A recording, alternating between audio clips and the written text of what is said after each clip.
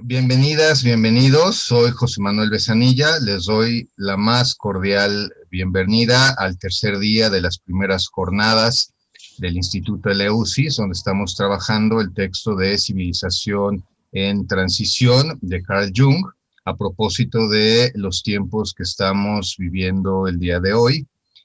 Y bueno, hoy es la jornada de cierre. Hemos tenido conferencias maravillosas con el doctor Galán Santamaría, con el doctor Carretero, con la doctora Retamales. Hemos hecho algunas reflexiones, conversatorios en torno al contenido del texto para tratar de ampliar la mirada y poder reflexionar en torno a la situación global actual y a la transición que vivimos. Para mí es un honor dejarles la moderación de la conferencia de hoy con la profesora Gabriela Milatich del CEPAR y de la Universidad Nacional de Rosario. Gaby, bienvenida, muchísimas gracias y te cedo la palabra. Ok, muchísimas gracias, José. Muy buenos días para ti, muy buenos días para todos. Y hoy tengo la alegría y el honor de presentar a una gran amiga, a una persona muy querida por mí, al cual yo estoy muy agradecida porque fue una docente privilegiada que he tenido con los pasos y la obra de Jung. Bueno, querida Ada, muy buenos días para ti, te saludo primero y luego hago la presentación formal. Buenos días. Buen día Gaby, muchas gracias por presentarte y bueno, nada, por tu cariño. Ok, muchísimas gracias. Entonces vamos a presentar la ponencia que hoy la profesora Ada Serioni nos va a deleitar. Va a hablar sobre la noción de sombra a través del cuento de La Bella y la Bestia y sus reescrituras feministas. Es un tema muy apasionante y que justamente fuera de micrófono charlábamos de la importancia de este tema en esto que nos convoca, que es el tomo 10 de las obras completas de Jung, que es Civilización en Transición. Entonces, haciendo la presentación correspondiente y volviéndote a dar la bienvenida, te cedo la palabra. Bueno, muchas gracias, Gaby, y muchas gracias a todos. Muchas gracias al Instituto Eleusis por invitarme y también, bueno, a todos los que están ahora escuchando. Muchas gracias por tomarse el tiempo. Una cosa que te quería decir, Gaby, es que hay al final, si alcanzo, quería leer y tengo el power de una reescritura de Angela Carter. Cualquier cosa, después al final vemos, porque Perfecto. No sé si vamos a alcanzar, pero te lo quería avisar. Si hay lugar, compartís, te damos la habilitación para que puedas compartir pantalla. Exacto. Y lo haces tranquilamente. Totalmente, sí. Vamos viendo y vos me vas diciendo respecto del tiempo, así no me extiendo y... Ok. Bueno, en primer lugar, ¿por qué elegí este cuento? Este cuento lo elegí primero porque me encanta. Antes que nada, vamos a empezar con una anécdota, porque la escena es la siguiente. Sofía, de 5 años, está con su mamá y está la abuela ahí girando, dando vueltas alrededor. Imagínense, la mamá tiene unos 40 y la abuela tiene 70 largos, ¿no? Entonces, Sofía, que se tiene que preparar para ir al jardín, le dice a la mamá, mamá, por favor, peiname como una princesa de poder. Y la mamá empieza a ver qué peinado le va a hacer. Y la abuela aparece y le dice, no, Sofía, las princesas no tienen poder. Los que tienen poder son los príncipes. Las princesas lo que hacen es esperar al príncipe, que es el que tiene poder. Me gustaba empezar con esta anécdota que sucedió el año pasado, para que veamos, por un lado, la actualidad del tema y de por qué las feministas lo han tomado.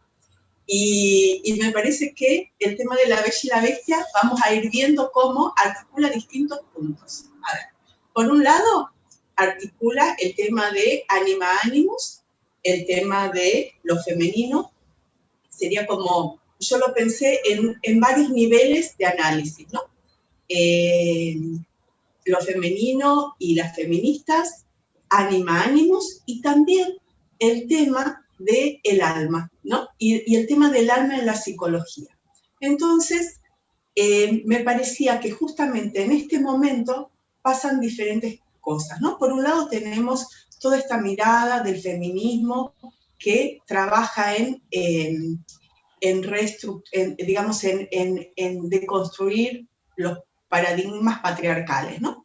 Y por el otro lado también hay algo que es que lo que nosotros vamos notando hace tiempo y que en Civilización en Transición ya Jung lo denuncia de alguna manera, es esta cosa, ¿no? Y que también lo denunció Nietzsche antes, ¿no? Y muchos otros, Gilbert Durán también, ¿no? Diferentes pensadores, ¿qué es lo que ha pasado con los mitos, ¿no? Cómo las instituciones, ¿no? Gilbert Durán dice, las instituciones que debían ocuparse de preservar los mitos, en realidad no lo están haciendo, y cómo es nuestra vida, ¿no? A partir de esta pérdida que se hace de lo mitológico, que también tiene que ver con algo que después Gilman toma, ¿no? Y que a partir de esto Gilman dice, bueno, ¿qué es lo que está pasando con el alma en la psicología? ¿No? Y cómo la psicología está dejando de lado el alma. Esto ya lo había dicho Jung, y por eso se ocupó de trabajar con las tradiciones antiguas. Pero Gilman después también lo va a recuperar, y me gustó tomar el cuento de la Bella y la Bestia porque es heredero de Psique y Eros. Y Gilman, cuando plantea ¿cómo es? En el mito del análisis, ¿no? En este libro, Gilman lo que plantea es justamente eso, ¿no? Que deberíamos ver cómo el mito de Psique y Eros está en la psicología, o sea, cómo deberíamos trabajar y tener en consideración este mito, ¿no? Y él hace como una crítica a Edipo, ¿no? Es mucho más amplio de esto, pero a mí me parecía que el cuento La Bella y la Bestia nos iba a servir para pensar algunas cosas en relación a esto.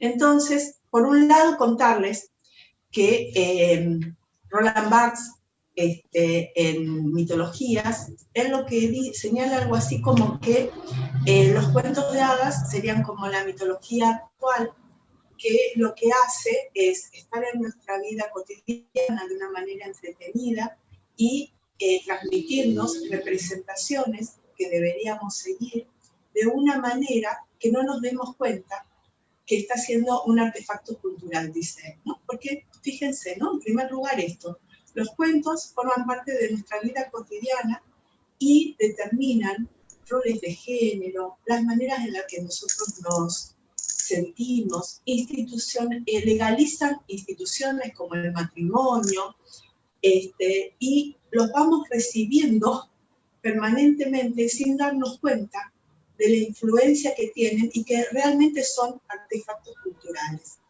Esto es lo primero una de las primeras cosas que plantearon las feministas, más o menos a partir de 1970.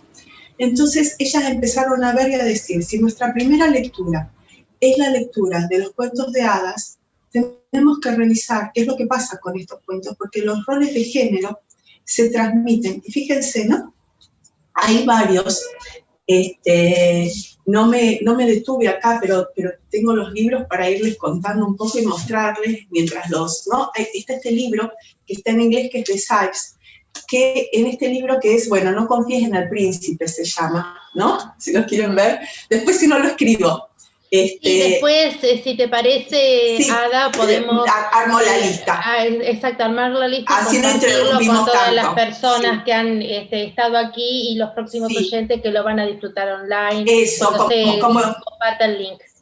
Claro, como hicimos la vez pasada, que al final después lo comparto. Entonces, bueno, hay un artículo de Marcia Lieberman que ella lo que plantea es que en general los cuentos tienen como una forma, ¿no? En donde siempre la princesa es pasiva, que siempre hay un premio, que es el príncipe, ¿no? Y que lo va a ganar la princesa, que la princesa lo único que tiene que ser es ser bella y estar en silencio y no ser activa. O sea, y fíjense, todas las princesas de los cuentos tienen cualidades que son beneficiosas para el resto, no para ellas, ¿no? Porque son lindas, tienen una linda voz, bailan bien, o sea, todo para el disfrute del otro, no para el disfrute de ellas, ¿no? Y entonces, ¿qué es lo que pasa? En 1970, las feministas empiezan a plantear, ¿no? A hacer distintos análisis y hacen, por un lado, una crítica literaria de los cuentos, denunciando, digamos, cuáles son los parámetros, los roles que los cuentos determinan, y por el otro lado también hacen dos propuestas. En primer lugar, los cuentos de hadas fracturados, que sería hacer el mismo cuento al revés. Ese es como el primer movimiento que hacen. Que al final lo que ellas mismas cuestionan es que esto no funciona porque lo único que hacemos es cambiar, ¿no? Pero la estructura sigue siendo patriarcal, solamente que cambiamos de amo, ¿no?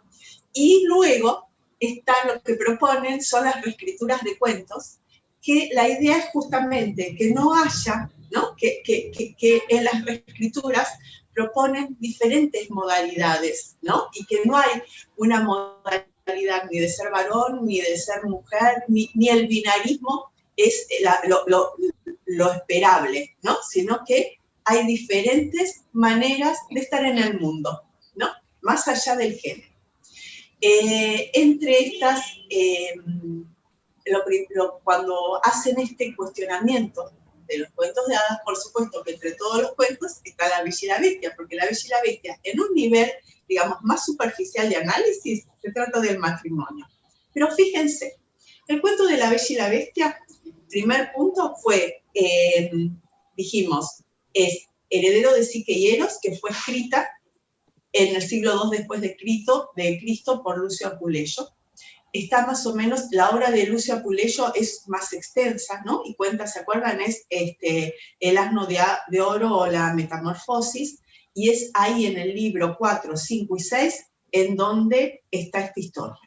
La historia de Lucio Apuleyo, muy rápido, es un muchacho que quiere ser mago, que va a un lugar y que para transformarse le pide a la sirvienta del lugar que lo ayude, se equivoca en la fórmula y queda transformado en un mago, y empieza a tener un montón de aventuras, bastante feas todas, ¿no? Porque primero lo agarran unos ladrones, después lo maltrata un cocinero, ¿no? Va pasando por distintas experiencias, digamos, una más fea que otra, siendo asno, y cuando está con los ladrones, él escucha que en un momento secuestraron a una novia cuando se iba a casar, y que esta novia está muy triste, y hay una mujer mayor que le cuenta la historia de Psique y Eros. Una cosa que pasa, después al final, quien va a redimir al asno de oro va a ser la diosa Isis. Y hay todo un simbolismo que es muy importante, porque es todo un simbolismo de iniciación que Apuleyo tomó y que es verdadero y que es estudiado, y en este simbolismo hay rosas. Entonces fíjense, ¿no? La historia de Psique y Eros, ¿qué tiene en común con la historia de La Bella y la Bestia? Por un lado, por ejemplo, la Bella tiene dos hermanas que que cumplen el papel de ser como envidiosas, de aconsejarla mal, ¿no? Y en Psique pasa lo mismo. Cuando empieza el cuento de Psique empieza de una manera en la cual Psique es adorada por todos, pero ninguno le pide casamiento. Y con la Bella pasa algo parecido, porque tiene un montón de adoradores, pero no es que nadie le pide casamiento, sino que es ella la que no se quiere casar con nadie, ¿no? Porque solo quiere estar con su papá. Las dos son buenas, ¿no? Y nada más que buenas, ¿sí? En el cuento de Psique y Eros aparece Afrodita, que tiene un lugar fundamental, ¿no? Y también aparece Eros. En el cuento de La Bella y la Bestia no aparece Afrodita, y eso yo creo que es parte del cuestionamiento que podemos hacer ese cuento, porque nos muestra algo de lo que sucede en la actualidad o lo que ha sucedido, ¿sí? Porque el cuento de La Bella y la Bestia, después de que fue, ¿no?, la historia de Psique y Eros, hubo un montón de cuentos de La Bella y la Bestia. Hubo diferentes versiones de distintas autoras. Y la que quedó, que es la que nosotros utilizamos, es de 1756 y es de Madame de Beaumont. Y Madame de Beaumont la escribió para las jovencitas, ¿no? Como parte de la educación. Ella escribió un libro que se llama La Revista de los Niños, y en este libro es, los cuentos de hadas empezaron siendo relatos para los adultos. Recién en 1700 tenemos relatos confeccionados para niños. Y en este tiempo es que Madame de Beaumont en 1756 escribe este libro, que la idea es cómo las gobernantas le cuentan a partir de preguntas a los niños y con cuentos para hacer más ameno la educación. Que esto es algo que ya plantea Sykes, ¿no? El folclorista, que lo que él dice es que en realidad los cuentos fueron manipulados, o sea, los cuentos empezaron siendo folclóricos y sin título, y luego empezaron a tener título, empezaron a ser escritos, y entonces, a partir de 1700, están estos cuentos literarios que ya tienen cierta manipulación con el objetivo de dar un mensaje, de formar. Por supuesto que piensen que estamos hablando de 1700, cuando no todos leían. Entonces, esto empieza siendo un cuento para educar a las clases altas. Los cuentos literarios estaban, y mientras tanto circulaban los otros cuentos, los cuentos folclóricos, en las clases más populares. ¿Sí?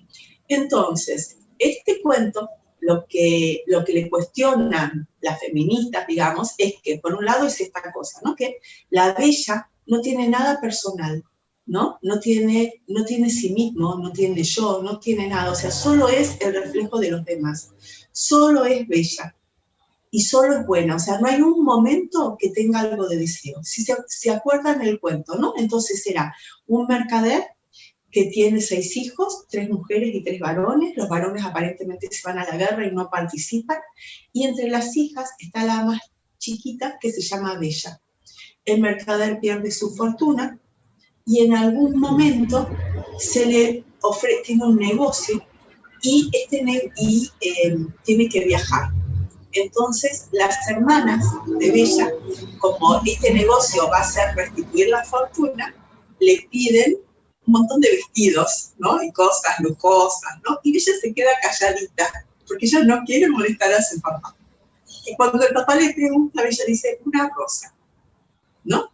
Entonces, lo que las feministas cuestionan acá, ¿no? Y lo que cuestionaríamos en el nivel más superficial, vuelvo a repetir, es que en realidad, la verdad es que yo pediría un vestido, ¿no? Ya, solo pedir una rosa para no molestar al padre, ¿no? Siempre, no, nunca hay nada del deseo propio de Bella. Siempre hay algo del otro.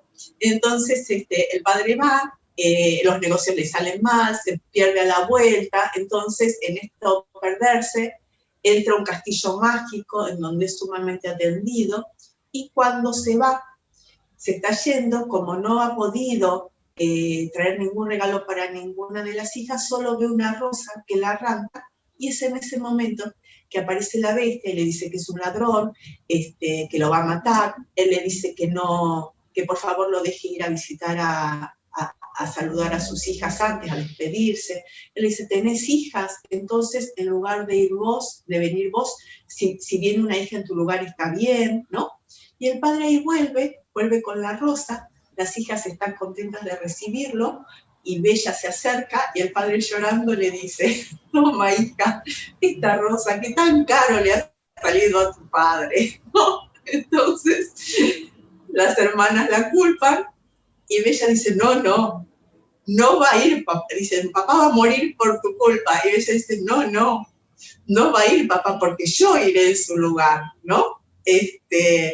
Con lo cual, desde este nivel más superficial, lo que nosotros diríamos es que Bella, digamos que el mensaje del cuento, ¿no? Es que sacrificarse por los errores del padre, venerar la autoridad del padre, y lo hace de esta manera, Luego, Bella,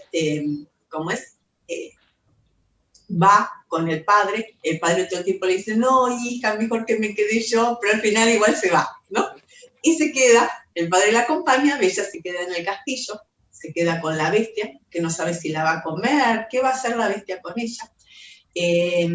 Acá una de las cosas que se plantea es cómo la Bella, ¿no? Aparentemente es valiente, ¿no? Pero después lo vamos a cuestionar a esto, ¿no? Y también se plantea mucho el tema de los celos de las hermanas, bueno, ¿no? Que las hermanas están contentas de haberse sacado a Bella de encima porque Bella era la más bella, pero que en realidad en el cuento cuando empieza lo que plantea es que Bella, más que bella, era buena.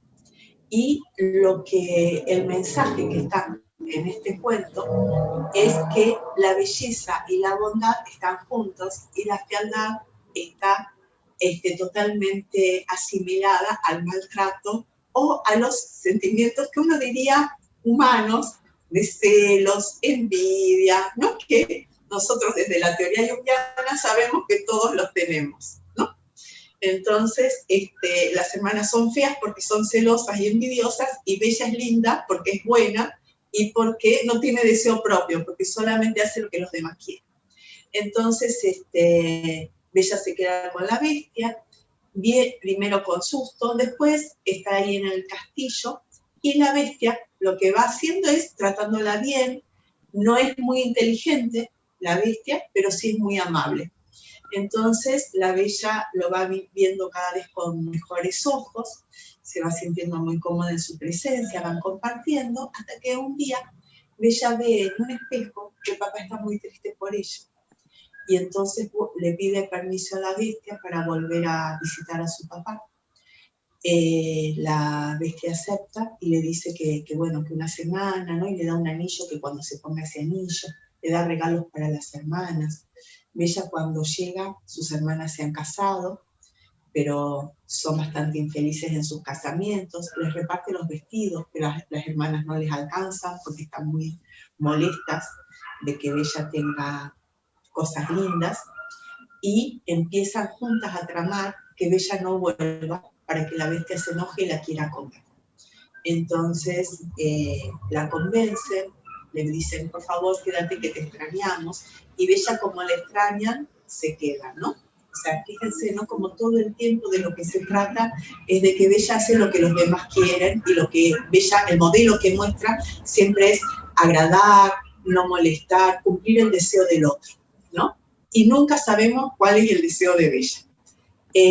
Entonces, en algún momento, Bella ve en el espejo que la bestia está casi muriéndose, y se da cuenta que se demoró mucho tiempo.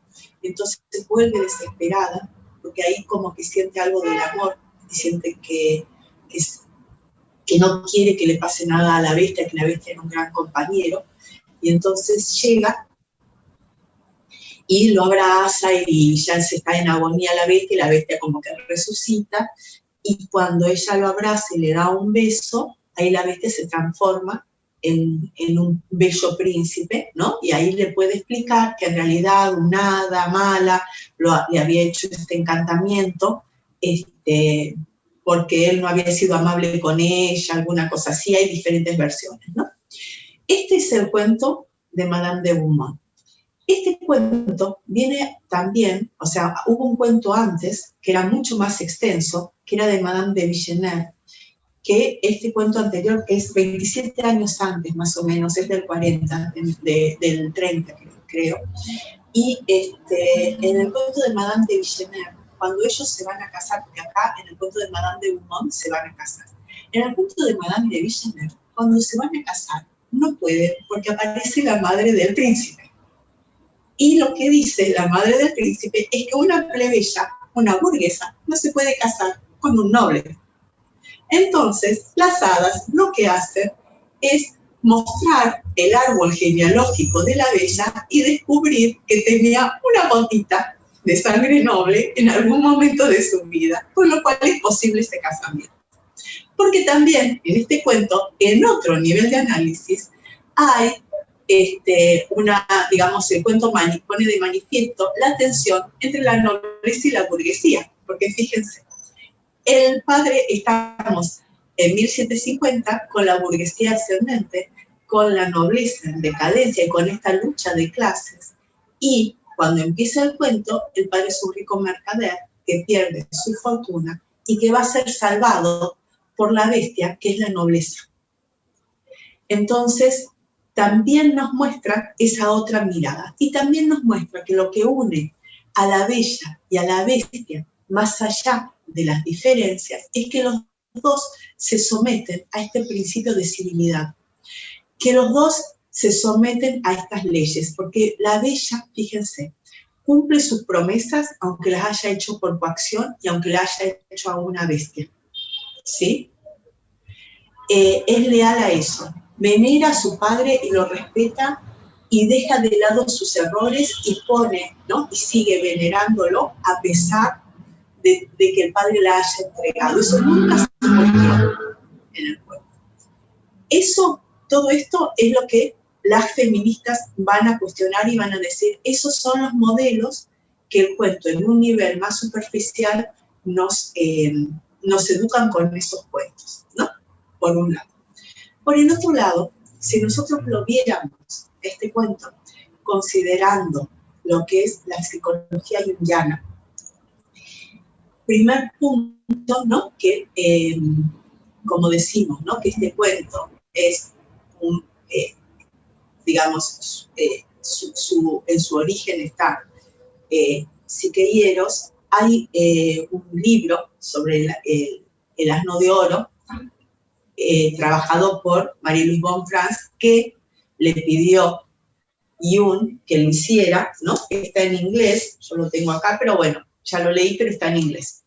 Y en este libro lo que Marie-Louise Bonfrance cuenta es que tardó mucho tiempo en trabajar sobre este cuento, porque no encontraba la manera, ella no quería trabajar solo Psique y Eros, sino que le parecía que tenía que trabajar todo el libro y cómo hacer para articular los distintos niveles.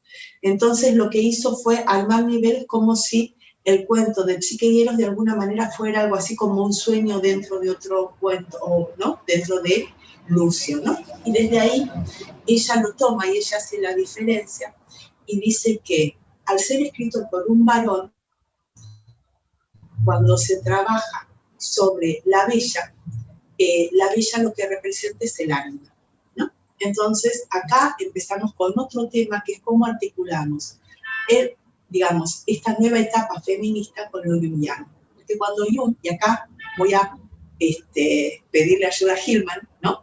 Que él dice, ¿no? Porque nosotros venimos estudiando y lo que Jung dijo en su primer momento respecto del ánima y el ánimus, si se acuerdan, es que el ánimas era, o sea, que ánima y ánimus era lo contrasexual inconsciente, ¿no? Entonces, en el hombre sería lo femenino y en la mujer lo masculino. Y esto, que Jung lo dice así, pero también en otro momento, en sus trabajos de alquimia, Jung dice que ánima y ánimus en realidad son como el yin y el yang. Y a mí me gusta mucho más esto. Además, también tener en cuenta de dónde viene la palabra ánimo, ánimos y ánima. Jung, cuando empieza a trabajar, lo que hace es tratar de incorporar lo espiritual en la psicología de una manera seria. Y entonces, para eso, se sirve de todos sus estudios de las tradiciones antiguas. Si nosotros consideramos en las tradiciones antiguas, está el gran estudioso del esoterismo, ¿no? El esotérico, que es René Guénon, que él dice que en la tradición primordial, que hay una tradición primordial que está en todas las culturas al principio y que tiene que ver con cómo el hombre con una idea de cosmos. Que en todas las tradiciones, ¿no? Hay una idea de cosmos que tiene que ver con que el cosmos es un ser vivo y que el hombre es parte de ese ser vivo. Que al ser un ser vivo, el cosmos tiene un principio vital, y que ese principio vital es compartido por el hombre. Entonces, ellos consideran, digamos, y esto cuando les digo todas las tradiciones, estamos hablando de hasta incluso de los amerindios, ¿no? O sea, tanto los estudiosos lo que plantean es, esto se encuentra en las lenguas semíticas que tienen que ver con el árabe, el persa, ¿no? el hebreo, y en las indoeuropeas que tienen que ver con los griegos, el latín, los sajones, los germanos. En todos se va a encontrar que la palabra espíritu tiene una raíz que tiene que ver con soplo, con respiración, con hálito de vida. Entonces la idea es que el espíritu que tenemos nosotros es lo que hace que compartamos con ese cosmos, ese principio vital. Y fíjense, ¿no? Verdaderamente uno diría algo tan básico como la respiración y tan importante, porque si no respiramos no vivimos. Y si no respiramos, no podemos tener un cuerpo, porque fíjense lo que pasa cuando uno no respira bien, cómo el cuerpo va corriendo, va pagando el precio de no respirar bien. ¿Cómo no podemos pensar? O sea que todo nuestro ser depende de que nosotros respiremos, con lo cual el espíritu atraviesa todo. Y entonces ellos dicen, el espíritu es lo que nos hace participar y que nos hace, lo que nos muestra que somos parte de este cosmos, que somos algo mucho más que esta individualidad que somos. Luego, es como que en general cuando lo arman como si fueran 3 anillos. El primer anillo sería el espíritu, que tiene una parte de intersección con el segundo anillo, que sería el alma, y el tercer anillo sería el cuerpo. Entonces, ¿qué es lo que dicen? El alma va a ser lo que conecta el espíritu con el cuerpo. Fíjense, ¿no? En latín sería spiritus, anima y corpus. En griego sería pneuma, que tiene que ver de nuevo con la respiración, psique, que es el alma, y soma, que es el cuerpo. Entonces, ¿qué es lo que pasa? Esto es en las tradiciones antiguas, hasta Platón, desde la cultura occidental.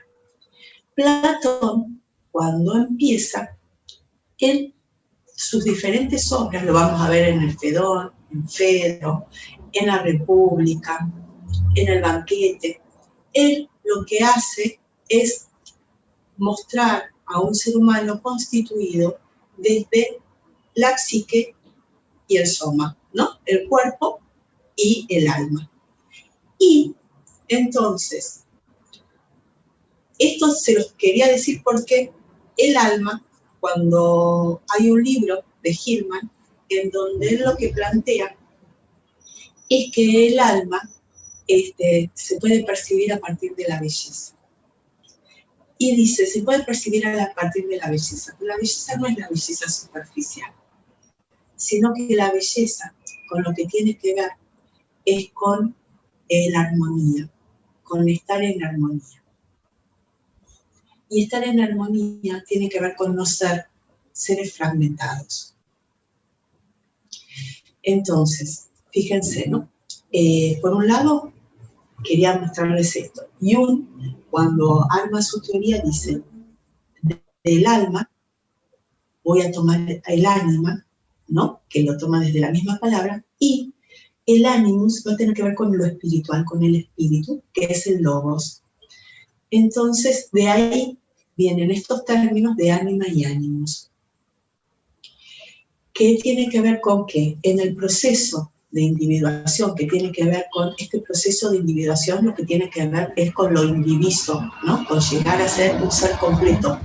No un ser perfecto, sino un ser integrado. Lo primero que dice como parte de este camino es que tenemos que ver nuestra sombra. Nuestra sombra tiene que ver con lo que nuestra conciencia ha dejado de lado. Nuestra persona, la persona que nosotros somos o que creemos que somos, ¿sí? Que sería nuestra parte consciente, se va a formar a partir de lo que el medio espera de nosotros, de todas las leyes, ¿no? De todas las costumbres de una sociedad determinada, de una familia determinada, se van formando. Entonces nosotros, acá tengo la perra. Hermosa, bonita. Ella colabora también. Ella colabora. Su parte. Entonces, las personas se van a ir formando y todo lo que no es bien visto en esta sociedad, todo lo que resulta amenazante, y resulta amenazante para esta persona, para este yo, porque no nos van a querer si somos así. O sea, no significa que sean cosas malas, no necesariamente es lo malo, o sea, es lo malo para el yo. O sea, si yo nací en una familia de músicos y quiero ser científica, lo malo va a ser científica, ¿sí? Y si nací en una familia científica y soy sensible, lo malo va a ser sensible. Entonces voy a tratar de no serlo. Y eso es lo que va a ir a mi sombra. Entonces dice, lo primero que nosotros vamos a hacer es poner en sombra lo que no es esperado y lo que vamos a tratar es de identificarnos, ¿no? Y ahí hay diferentes niveles digamos, de enfermedad o de trastorno, que tiene que ver con cuanto más identificado uno está con esa persona y cuanto uno más cree que esa persona es todo lo que uno es, ¿sí? Y luego, cuando uno empieza a trabajar la sombra, empieza a trabajar primero la sombra personal, inmediatamente trabaja la sombra colectiva, porque no están tabicadas, y también empieza a trabajar ánima y ánimos. Entonces aquí, a mí me gustaba tomar primero, hacer un paréntesis a Hillman, porque Hillman lo que va a decir es que ánima y ánimos los tenemos todos, que es algo que todos pensamos, porque en esta sociedad que tenemos ya no podemos pensar que las mujeres tenemos reprimido todos nuestros lobos, y tampoco podemos pensar que las mujeres somos el ánima y los hombres son el ánimo. O sea, ya hemos atravesado ese binarismo. Pero sí podemos pensar que hay personas que son más sensibles, que son más yin, y hay personas que son más yang. Y que si una persona es conscientemente, está más identificada con unos valores, puede ser que los otros valores estén en su inconsciente. O sea, porque también hay otra cosa, que es que a Jung se le ha cuestionado esto, pero lo que él dice de base es que todos somos andróginos, que todos somos ánima y ánimos. Entonces, si uno es de una manera conscientemente, lo otro también está, porque somos las dos cosas, ¿no? Y pienso que en esta época estamos en una transición, ¿no? En donde cada vez mostramos más cómo todos somos todos, ¿no? Y cómo nos enriquecemos todos siendo todo. O sea, las mujeres, porque también es cierto que si bien Jung dijo esto, él lo dijo desde la observación de su época. Y en su época, el patriarcado, ¿no? Y todas las normas estaban armadas de tal manera en que la mujer no tenía permitido accionar, pensar, no podían casi ir a la universidad o pocas iban, ¿no?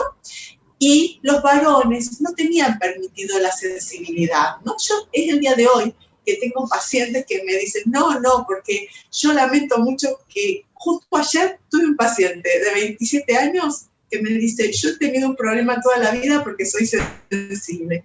Y cuando era chico se la pasaban diciéndome, los hombres no lloran. Y o sea, lo voy a decir en castellano lunfardo, como lo dijo él, dijo, me han cagado a palos por no querer jugar al fútbol, porque a mí me gustaban otras cosas. Y es un varón que tiene 28 años hoy, ¿no? Con lo cual, fíjense cómo todos nos enriquecemos, ¿no? Las mujeres hemos perdido, o sea, digamos, esta fragmentación y esta separación que se hizo desde un cuerpo biológico, ¿no? Dándole un montón de sentidos que son sentidos culturales, lo que ha hecho es que hemos fragmentado todos, ¿no? Entonces, parte de este proceso de individuación tiene que ver con incorporar eso. Y esto, ¿no? Es lo que de alguna manera va a proponer el cuento de La Bella y la Bestia, que antes ya propone Psique y Eros. Ahora bien, yo les había dicho que había una diferencia, ¿no? Primero, vamos a ver la primera parte de esta interpretación de este cuento, ¿no? Desde lo junguiano. Entonces, uno lo que ve es, el cuento empieza de una manera en la cual hay hijos y hay padre, ¿no? Pero no hay madre.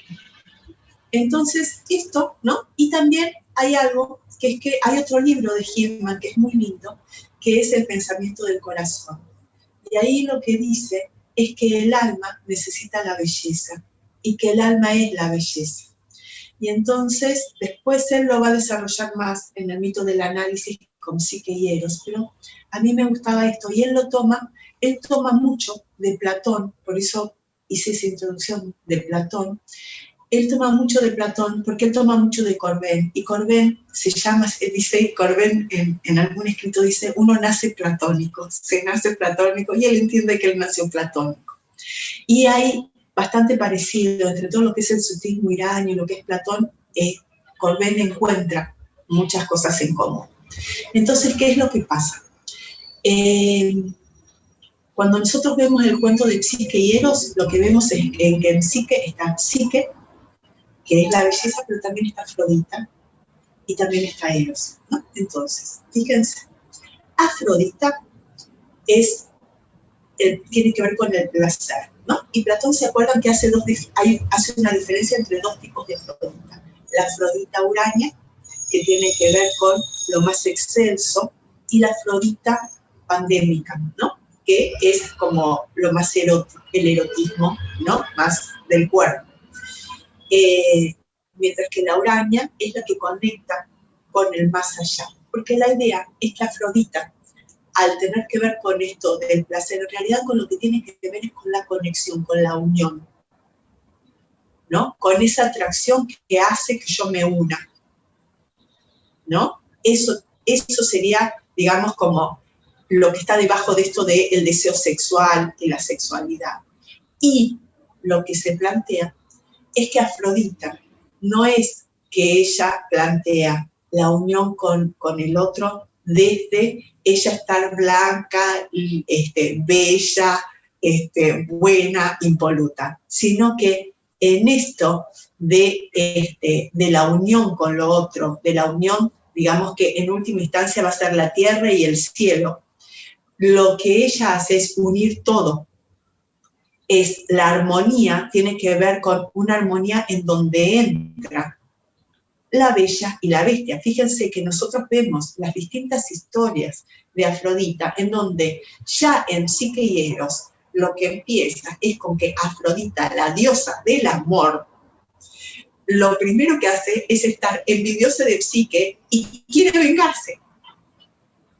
No está escindida, no está separada.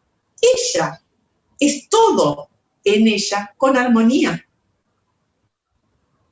¿Qué es lo que no tiene Psique?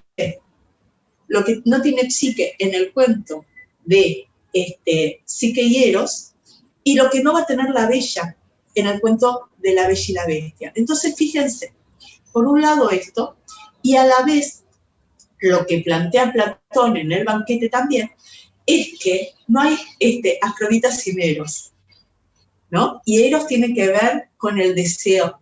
Es un daimón, ¿no? Porque es un intermediario que también nos conecta, pero también tiene que ver con el deseo de algo que no se tiene.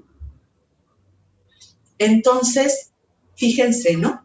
Cuando empieza el cuento de la bella y la bestia, lo que plantea es esto, que no hay una madre, no hay una mujer, y que la mujer que hay está bella, es solo bella, pero es una bella sin deseo, y que fíjense, ¿no? Entonces uno diría, si nosotros lo vemos desde un nivel como más humano, nosotros diríamos una persona que tiene un complejo, que lo que hace es que a partir de ese complejo, y se ha identificado tanto con ese complejo de ser buena y bella, que ha quedado en sombra todo el resto. Y todo el resto que quedó en sombra de parte de ella va a ser lo que en realidad van a ir protagonizando quienes la van acompañando. O sea, uno podría decir, las hermanas son las que ponen de manifiesto la envidia, los celos, que la misma Bella no pone de manifiesto. Ella sigue, pero ella va generando esto, está dentro de su escena, o sea, ella no puede salir de esa escena. El padre, con esto, ¿no? El padre, nosotros vemos entonces, empieza el cuento que son ricos. El padre pierde su tesoro. Perder su tesoro tiene que ver con esta pobreza interior, ¿no? Con perder esa conexión con uno mismo. Y entonces tiene que ir a recuperarla. Cuando va a recuperarla no puede. Y ella ahí, fíjense, cuando el padre va a salir, ella le pide una rosa. Más allá de este plano en donde nosotros dijimos, ¿por qué no pide más? También la rosa es un símbolo. Es un símbolo de Isis, es el símbolo también de la Virgen, pero empieza siendo el símbolo de Isis más antiguamente, más, digamos, anterior al cristianismo. Y es el símbolo de muchos de las diosas, ¿no? Y es un símbolo que también Guénon lo toma como el símbolo de la rueda, ¿no? Porque cuando se abre es un círculo. Con lo cual uno podría decir, cuando la Bella le pide una rosa al padre, le está pidiendo algo que la conecte con su sí mismo. Y el padre acá, ¿qué función va a cumplir? ¿No? Uno podría decir, puede cumplir una función de ánimos porque ella no ha integrado su propio ánimos y ella está siendo un ánima, pero pura ánima, o sea, pura alma, pero un alma que no tiene Afrodita, que no pone garra a ninguna cosa, solo se queda en este complejo de ser bella y buena para todos, ¿no? Entonces, se maneja de esta manera, le pide esto al padre, y el padre, fíjense, para traerle la rosa, le trae también la bestia. Y entonces uno podría decir que ella le dice al padre, ayúdame a iniciarme, ayúdame a comenzar este proceso de individuación. Y el padre le dice, para tener la rosa, pero con la rosa tenés la bestia. O sea, lo que tenés que hacer es un camino que te va a llevar a que tengas que encontrarte con lo monstruoso que es tu sombra. Entonces, la Bella se va al castillo. En el castillo empieza todo un tiempo que es en un espacio que es mágico, que está fuera del mundo, de alguna manera, porque no todos puedan llegar, que además no hay tiempo. Con lo cual, desde esto uno podría decir que esto nos habla algo del inconsciente colectivo, ¿no? De que está todo así como entre paréntesis, pero no manifestado. Y entonces, está un tiempo así, hasta que en algún momento ve esa imagen del padre, ¿no? Como un llamado, que le dice, ¿no? Y ella siente la necesidad. Y es la primera vez que hay algo como de necesidad de ella. Y de imponerse, ¿no? Y de pedir permiso por algo que ella necesita y ver a ver a su padre. Está bien, es porque el padre está triste, cosas, pero ella lo extraña también, ¿no? Hay algo, es la primera vez que hay algo que tiene que ver con el deseo de ella. Y entonces, la bestia lo deja ir y ya se va, pasa todo esto, ¿no? Y también me gustaba trabajar un poquito de qué es la bestia, ¿no? Porque la bestia, con lo que tiene que ver es el monstruo, que es el guardián del tesoro. Tiene que ver con todos los obstáculos que ella va a encontrar, tiene que ver con lo amenazador, ¿no? Porque bestia, o sea, fíjense, ¿no? Después uno ve en Disney y en los distintos cuentos, ¿no? Cómo se ha personificado. Pero en el cuento original, la bestia es la bestia y no tiene un nombre. Y está bien que no tenga un nombre, porque lo que es la bestia es algo personal de cada uno. Todos tenemos nuestra bestia. Y entonces, fíjense, mientras ella, ¿no? Cuando ella empieza, dice, el cuento dice, ella era muy deseada, todos la deseaban, porque era buena y era bella, ¿no? Y en realidad todos la deseaban porque ella reflejaba a todos, pero ninguno veía porque ninguno conocía a la persona que ella era. Solo en esta relación que ella hace con su bestia, ella empieza a conocer a su bestia y su bestia la empieza a conocer a ella. Y es a partir de esto que ella puede tener un deseo. Y después, cuando ella vuelve, hace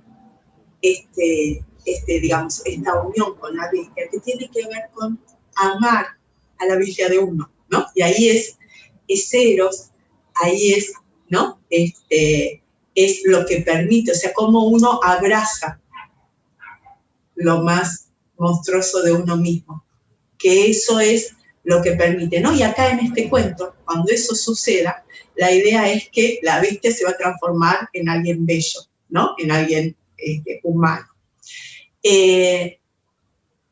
Esta, digamos, sería como un análisis un poco intermediario, ¿no? Que tiene que ver con la integración de la sombra, la integración del ánimos, ¿no? Pero también yo había pensado, fijándome en lo de Hillman, que lo podemos pensar como el alma, y como el alma desde lo universal y desde la psicología.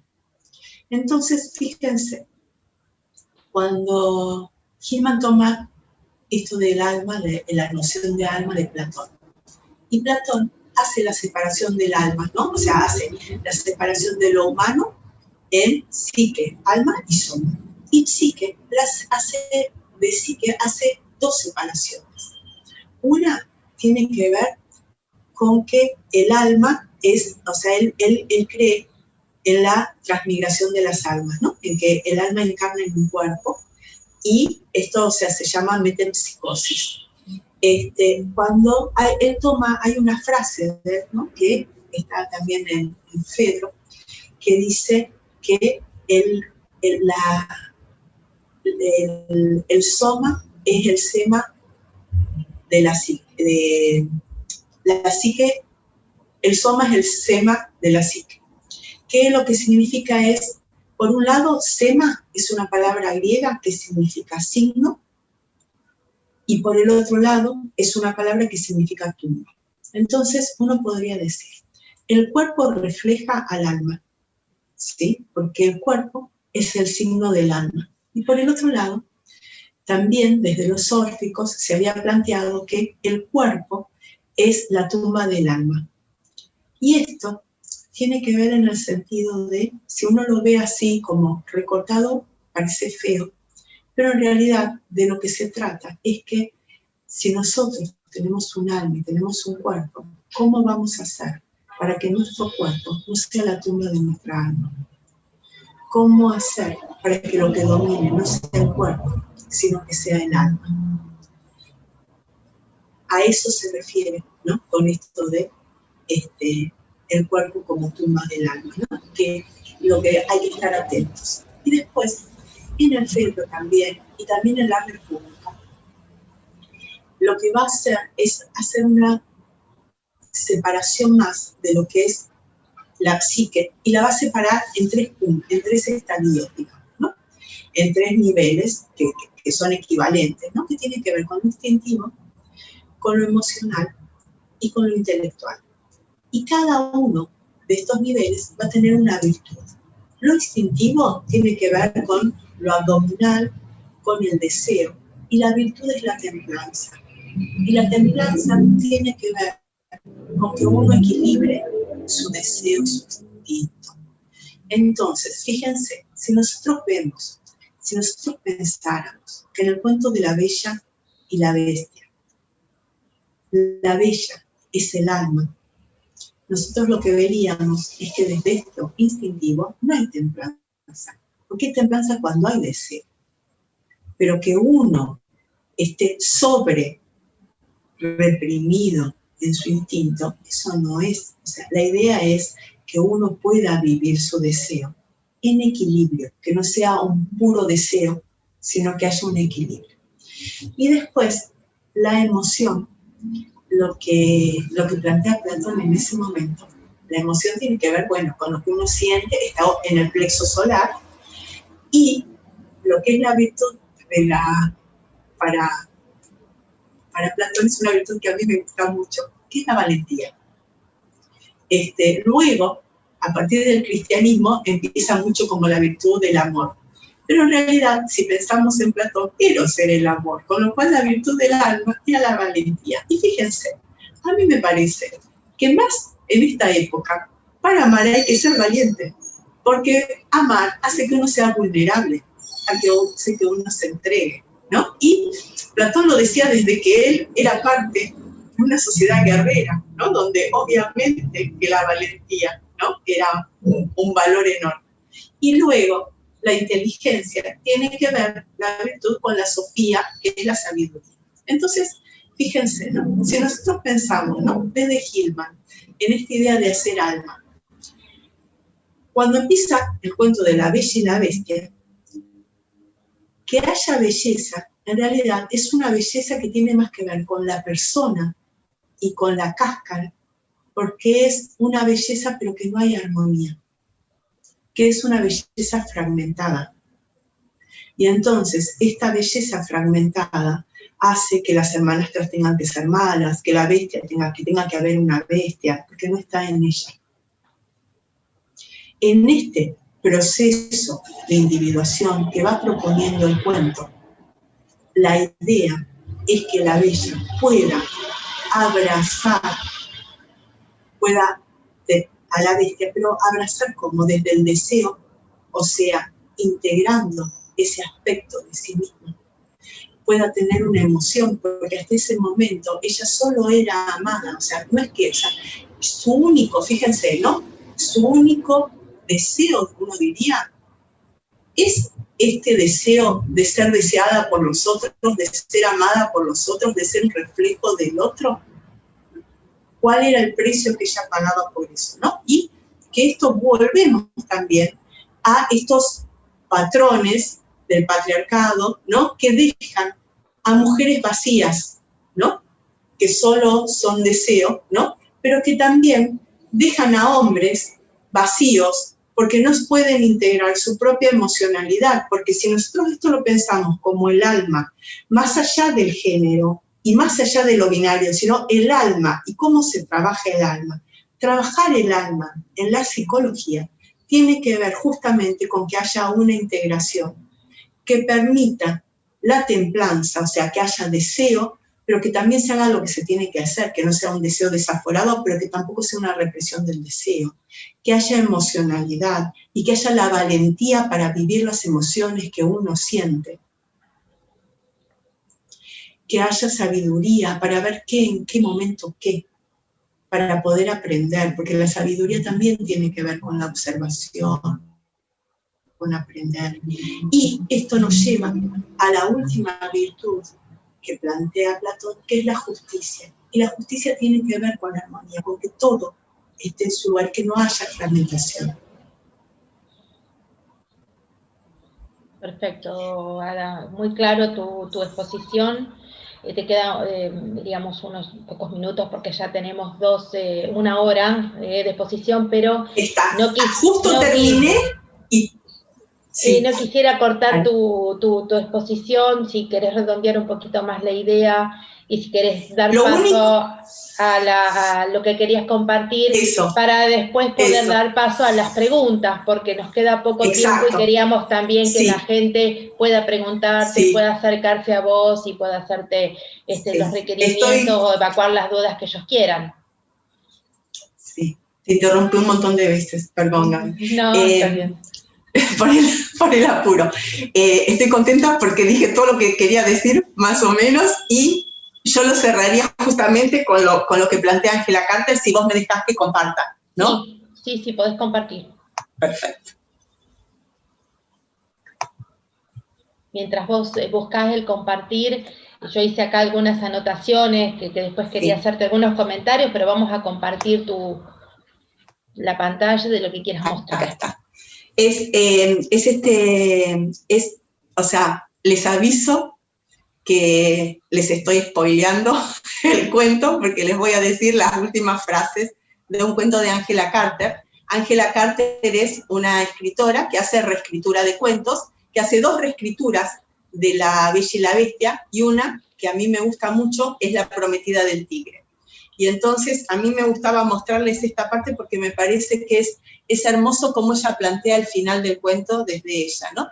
Ella lo que dice es que lo que ella va a hacer es mostrar lo que está velado en el cuento. Y entonces este cuento empieza con una sola frase, que es: mi padre me perdió a los naipes con la bestia, ¿no? En donde ella lo que está planteando ahí es cómo el matrimonio se trata de un intercambio entre varones, ¿no? En ese nivel. Y lo termina de esta manera que a mí me gusta mucho, que es, una vez que ya pasó muchas cosas y que ella ya es libre, o sea, que la bestia la deja que le dice, ya podés ir con tu papá, ya estás liberada, te recuperas tu fortuna, todo, y no me debes nada, ¿no? Entonces, en ese momento, ella decide que no quiere volver a ser una muñeca, como era una muñeca en esa sociedad. Y entonces va a ir a buscar al tigre, porque en este caso la bestia es un tigre, va a ir a buscar al tigre, que está como en una habitación muy alta, su guarida, en un rincón del castillo, ¿no? Entonces, cuando abre esa puerta, encuentra esto. Y dice, Ada, mil disculpas por la interrupción, pero no se está viendo el compartir las pantallas. A ver si podés intentarlo nuevamente. A ver.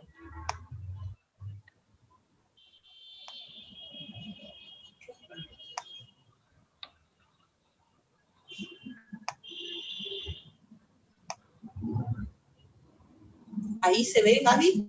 Ahí está, perfecto, la prometida del tigre, perfecto. Perfecto. Entonces dice, cuando llegó dice, la bata púrpura, la máscara, la peluca, porque el tigre se disfrazaba de humano, ¿no?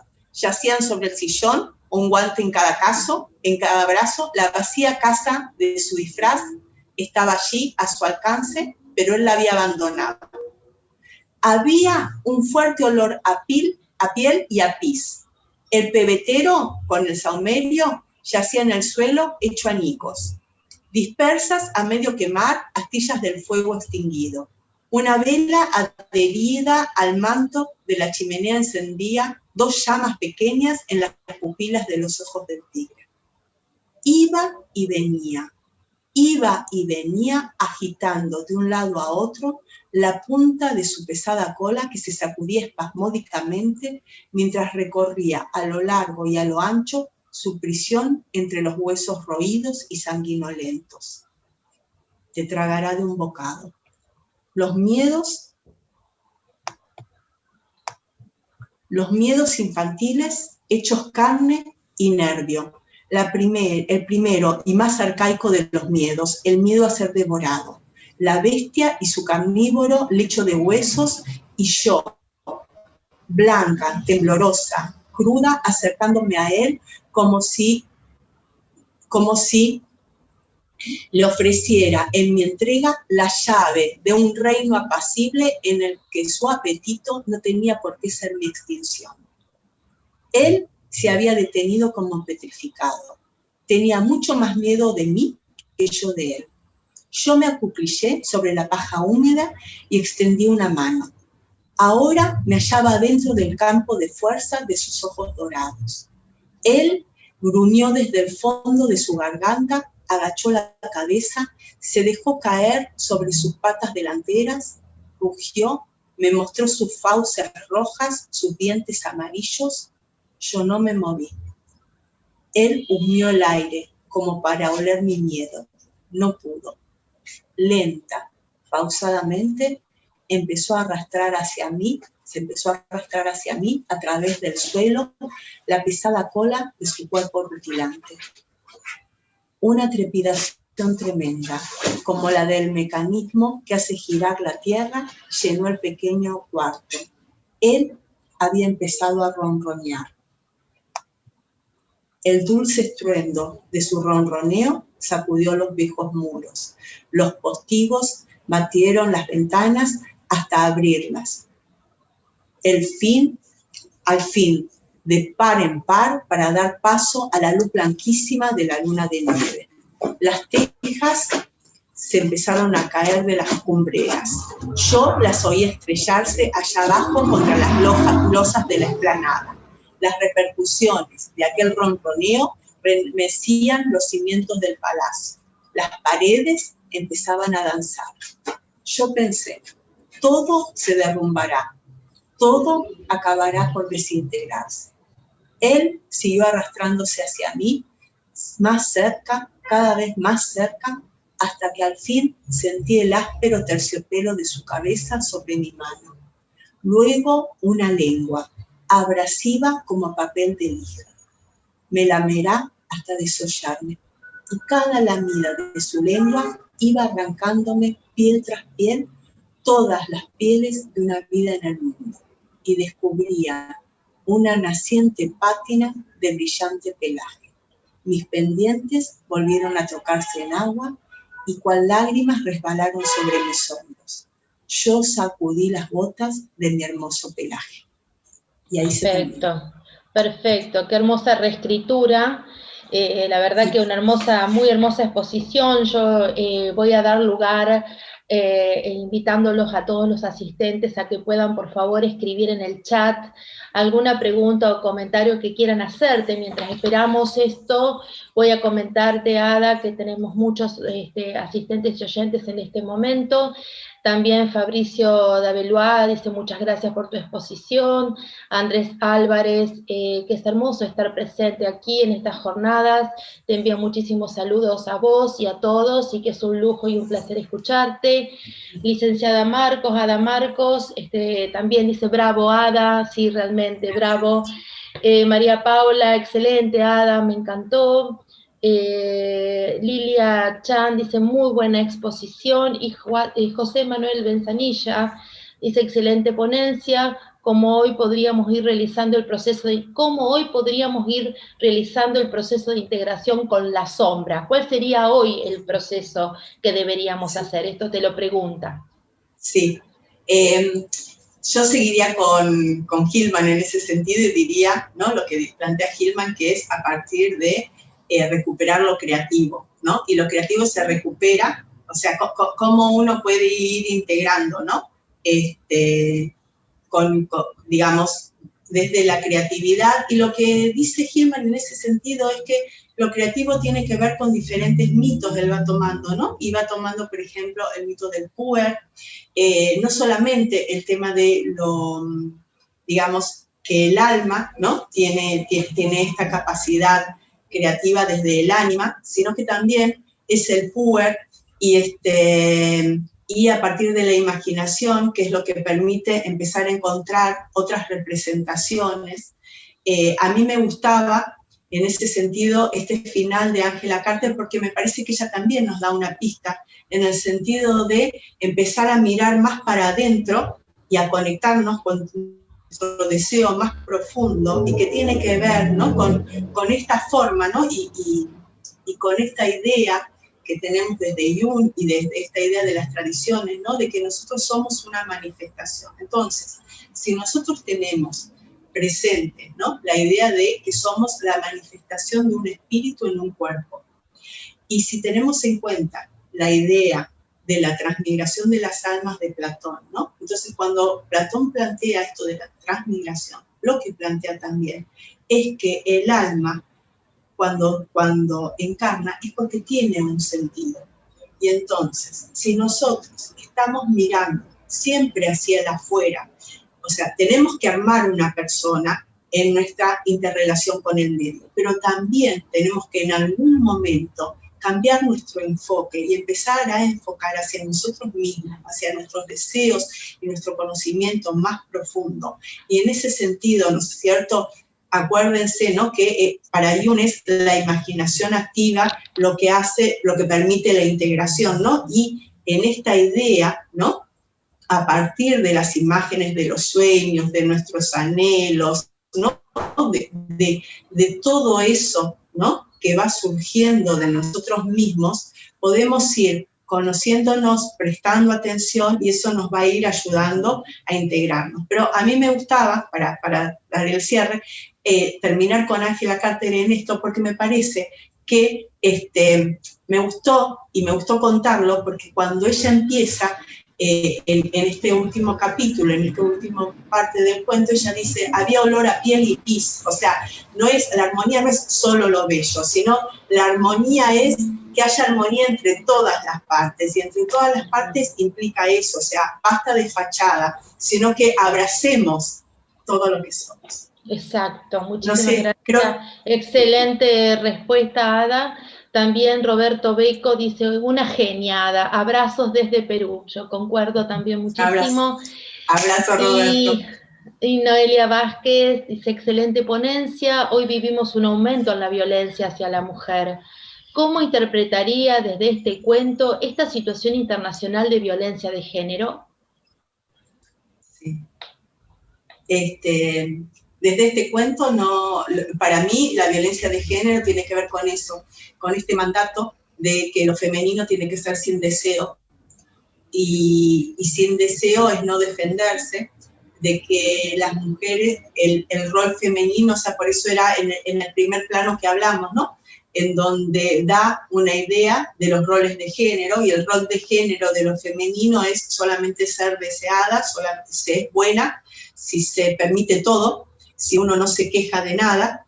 Eso es algo que sigue sucediendo. O sea, a ver, yo tengo pacientes en el día de hoy, ¿no?, que cuando son firmes son criticadas, que cuando muestran que defienden algo son cuestionadas, que se les dice que son violentas, y cuando un varón se defiende algo, nadie dice que es violento.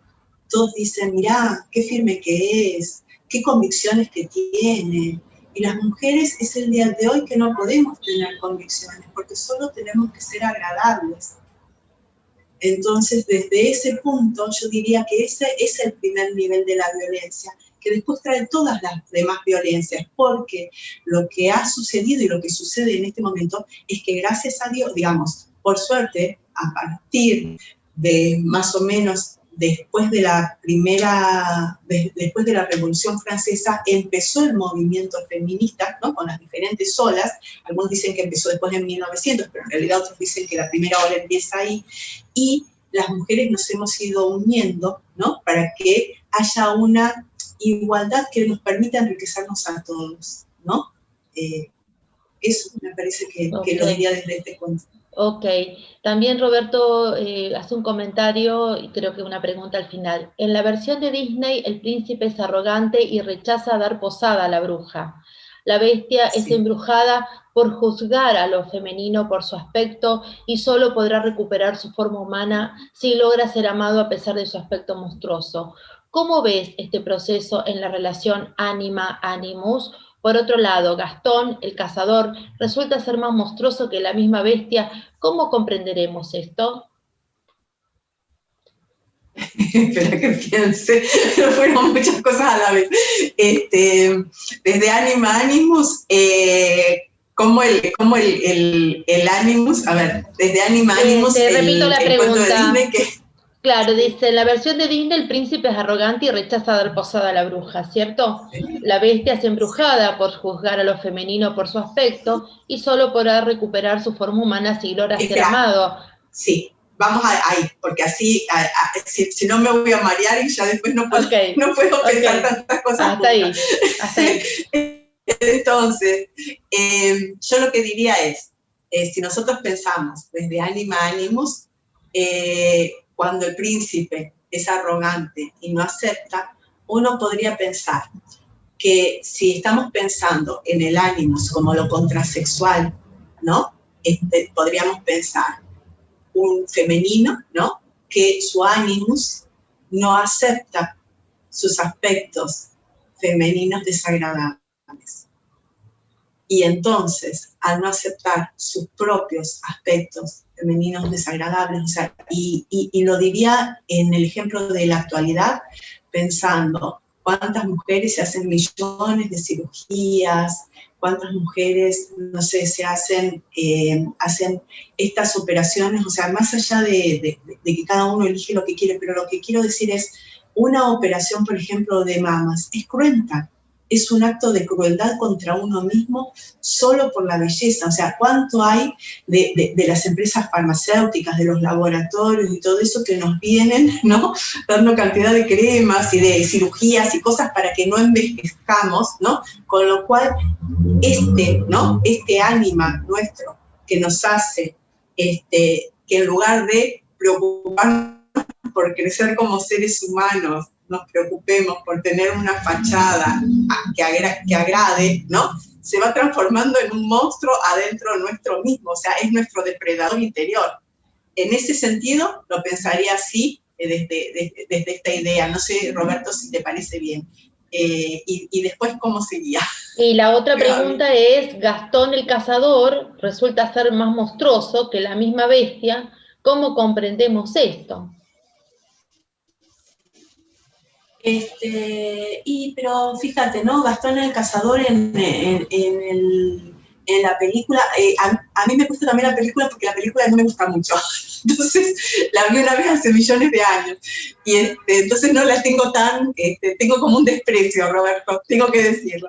Entonces, Gastón el cazador era el primero que le pide casamiento y ella en realidad no quiere, ¿no? Y me parece que lo que tiene Gastón el cazador es que ni siquiera, como que tiene como una ostentación de todo lo burdo que es. Ni siquiera es una persona que busca o que intenta. Mientras que en realidad lo que vemos que el príncipe, después de lo que le pasó, no tiene esa necedad, ¿no? Porque, o sea, tanto hombre, mujer o no binario, ¿no? Lo que uno dice es, preocupate, busca, ¿no? No importa a qué lugar del camino llegues, pero empezá el camino, o sea, no te quedes orondo en tu mundo plano, ¿no? Vieron que había una novela que se llama Flatland, ¿no? Que es como el punto es un punto y se cree que es el Dios del universo y en realidad es solo un punto, ¿no? Entonces, no hagas ostentación de tu no conocimiento, de tu falta de conexión con el otro, ¿no? Me parece que eso es lo que tiene el cazador, ¿no? Y que por algo es cazador, o sea, que uno diría cazador porque en realidad está más conectado con lo instintivo, pero sin integrarlo ni a la templanza ni nada, sino que está en esa cosa puro instinto, ¿no? Me parece. Perfecto, perfecto. A esta respuesta Roberto te hace simplemente un comentario, dice, pienso que hay un tema de fondo entre el espíritu pragmático de la técnica versus lo femenino, instintivo y sutil. Es un comentario que él hace. Yo quería, me parece muy, muy importante algo que lo fuiste nombrando a lo largo de toda tu exposición, que son los niveles de interpretación. A ver si podrías un poquito profundizar en este tema o aclarar o poder describir cuáles son estos niveles, porque realmente es muy, muy interesante todo lo que has expuesto. Cuando lo iba pensando yo, cuando iba pensando el cuento, lo fui pensando, ¿no? Como el primer nivel tenía que ver con un nivel como más superficial que tiene que ver con verlo desde la persona, digamos, ¿no? Que tiene que ver con esto, parámetros de roles, ¿no? Con esto que dice Barthes, ¿no? De artefacto cultural, ¿no? En donde dice, ¿no? Las mujeres son así, los varones son así, las mujeres tienen esto permitido, se legaliza el matrimonio, si uno es muy buena, va a conseguir el príncipe, ¿no? Ese nivel de análisis que diríamos que es el que se cuestiona, ¿no? Desde el feminismo. Segundo nivel, yo diría un nivel de inconsciente personal. Entonces diríamos ánima, animus, ¿no? Sí, entonces sí. Diríamos este ánima que tiene que incorporar su animus, ¿no? Y que es visto como la bestia, ¿no? Porque tener deseo propio no está permitido porque solo hay que ser bella, ¿no? Y el tercer nivel yo diría más de inconsciente colectivo en el sentido de que ha quedado en sombra el alma en la psicología. Claro, exactamente. Qué tema importante esto del desarrollo del alma y del sentido, ¿no? Tenemos un sentido y un significado profundo, ¿no? Sí, y Gaby, cada vez más. Vos fijate, tratamientos, o sea, nosotros sabemos, ¿no? Y estamos, ¿no? Que los tratamientos es en 3 meses, o sea, la verdad, ¿no?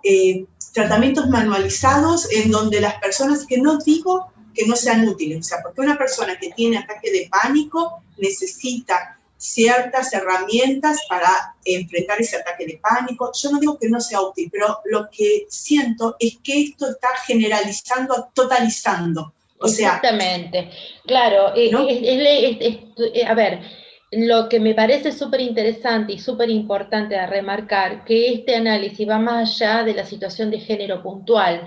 Esto nos abarca y nos involucra a todos como seres humanos en nuestra mismidad, ¿no?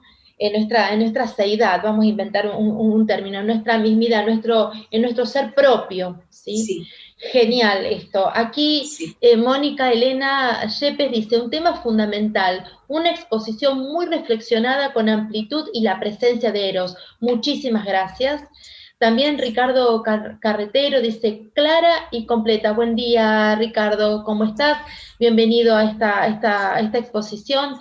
Él dice, clara y completa exposición sobre el tema de la bella y la bestia. Sí, somos bella y bestia, luz y sombra, Jekyll y Hyde.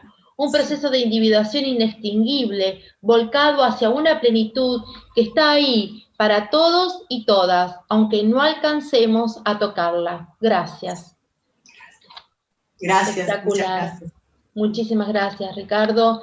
Bien, gracias por tu explicación de los niveles de análisis, muchísimas gracias por esta comparación y este entroncado, ¿no? Esta unión entre Platón, la reescritura de este cuento, Disney y Apuleyo, realmente, y Psique y Eros, realmente espectacular. Uno podría pensar que estas cosas no están conectadas y vemos en el trasfondo que hay una unidad, una conexión profunda y justamente lo que Jung nos trae. Realmente te agradecemos muchísimo, Ada, muchísimas gracias por tu exposición. Por supuesto que estás en nuestro corazón y seguramente vamos a volver a invitarte. Queremos contar nuevamente con tu presencia en próximos eventos y en proyectos, porque realmente tu exposición ha sido maravillosa, así que en mi nombre y en nombre de Instituto Eleusis, te agradecemos muchísimo por esta tan profunda y clara exposición. Una cosa puedo decir. Sí, todo lo que quieras, Ada. Muchísimas gracias, porque siempre son súper amables, súper cariñosos, nada, todo mi amor, y que no nos olvidemos en esto que decíamos de los distintos planos, ¿no? Y que creo, no sé si yo enfaticé lo suficiente, que la parte del espíritu tiene que ver con ese soplo en donde somos todos parte del cosmos, en donde, ¿no? Yo pienso, esta pandemia nos muestra que no somos individuos, que somos parte de algo que es más allá de nosotros, ¿no? Y que muchas veces cuando nos olvidamos de eso y creemos que somos solo individuos y que solo estamos en esta tierra y que no hay algo que nos trasciende, ahí es cuando nos equivocamos más y cuando aparece lo peor y lo actuamos, ¿no? Porque podemos ver nuestra propia sombra, pero si realmente la reflexionamos desde ahí, ¿no? Nuestra perspectiva va a ser distinta. Con Psique, Eros, todo lo demás, pero digamos, a partir de esto, a partir de que todos somos uno, ¿no? Y que somos todos una totalidad, ¿no? Eso, exactamente. Exactamente. ¿No? Y algo que has dicho al pasar, pero me parece que es muy importante, que también el hombre ha sido ajusticiado y ha sido cristalizado en una posición que también le genera mucho conflicto, mucha impotencia, mucha violencia, que es no conectarse con su propia emoción, con su propio sentir y con su sensibilidad, ¿cierto? Esto me parece importante para poder inclusive desarrollarlo en otra ponencia, que seguramente te vamos a citar para poder desarrollar este tema, porque es súper importante. Hay un libro que, ya que vos lo mencionás, Gaby, yo lo recomendaría mucho, que es de Rita Segato, que es una escritora argentina, una antropóloga argentina, que se llama Contrapedagogías de la Crueldad, y que ahí habla del mandato de masculinidad, y lo desarrolla, y la verdad es que a mí me gusta mucho cómo ella lo trabaja.